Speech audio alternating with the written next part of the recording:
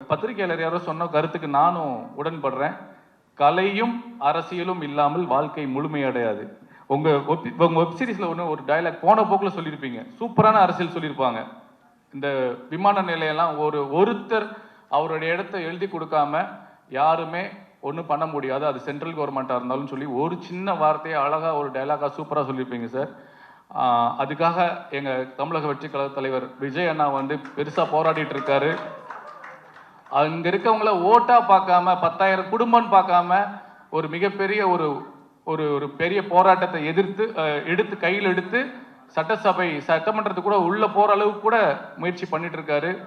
So இந்த மாதிரி விளக்கங்கள்லாம் எங்களுக்கு இன்னும் ஊக்கமா இருக்கு. அதெல்லாம் பார்க்கும்போது ஸோ பரந்தூர் மக்கள் லா அண்ட் ஆர்டர்ல இருக்கு.